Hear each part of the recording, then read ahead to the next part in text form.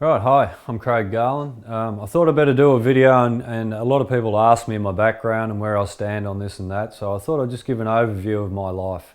I was born and raised in Wynyard. I fished these shorelines and all the streams and trotted around all the bush here until I was about 14 or 15.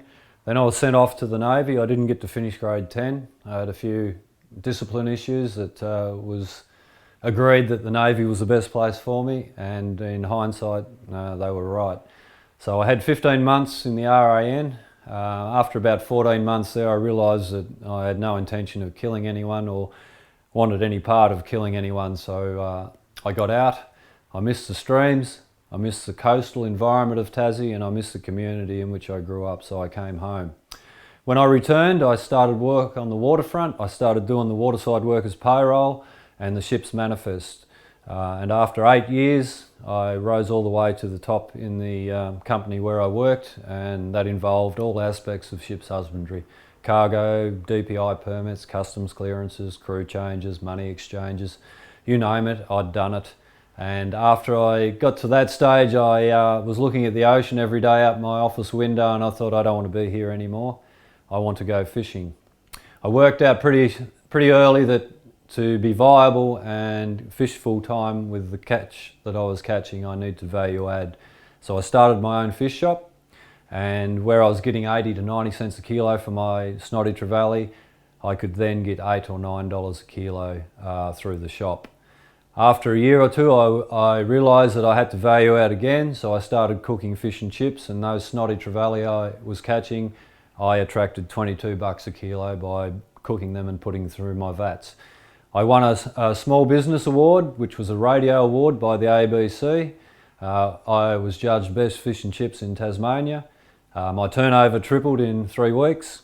My business got out of hand and became a bit of a nightmare, and I had to go walkabout. So I went and lived the alternative lifestyle for 8 years, living in a shack on the beach at Rocky Cape in the National Park, and I really treasure those 8 years. I had time to read, think, talk, do all the things that I'd never had the opportunity of doing before. After about 8 years and not much money and not even a pair of shoes and a car, I decided that it was about time I got back into the swing of things. So I started fishing again, and then became very concerned about fishing related matters. So concerned, in fact, I tried to join the advisory council on 2 or 3 occasions, and I think it was 2007 or 8 that Brian Green appointed me on the advisory council. I spent the next 6 or 7 years there. Had a hand in quite a few things. The small mesh sector, we gave up quite a few areas on the northwest coast to protect the penguins. Lillico Strait, Stanley, and a few other areas. We recognised that they needed protection from netting. We didn't offer any argument, ask for any compensation. We agreed there and then, yep, let's protect this area. Then I got involved with science. I met Dr. Greg Jenkins from Melbourne University. He was looking for the spawning stock of King George whiting for Victoria. When they get to 3 to 4 years of age in Victoria, the fish disappear, and they've been searching 25 years to find their spawning stock. The reason I got involved with Greg is because we started catching adult King George whiting, and we were putting them on the market in Melbourne. He saw that and thought, aha, we've found our spawning stock. As it turns out, after 2 or 3 years of collecting samples, we found out that we don't have Victoria's spawning stock, and in the northwest case, we've got our own. The genetics are distinct to this area. They're twice the age and size of anywhere else in Australia, and they're breeding here. And in the last 6 years, those whiting have moved through all of our systems right along the coast. Then I started catching samples for mature age students, and we had 1, rock flathead, 2, the snook, the blue spot, and the whiting.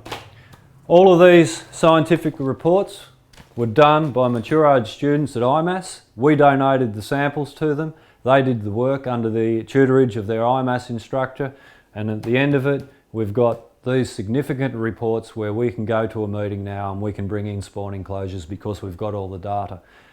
So with a collaborative approach through the students and the scientists, and this is without government and without departments, this is what we've achieved.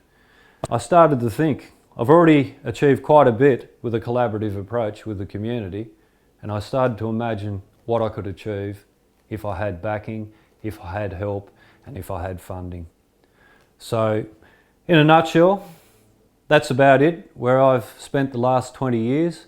I have a real focus on our fishing industry, and the opportunities that are there that we're not taking advantage of are real, and in a short space of time with a limited amount of funding, I'm sure we could engage quite a few people to provide a service to the community, feeding them in fish and also taking out the tourists that seem to be coming here in ever increasing numbers. I won't go on too much more. I don't like talking about what I've done or how good I am, but I thought that is very relevant and will show you what you can do with a collaborative approach with the community on board. Thank you.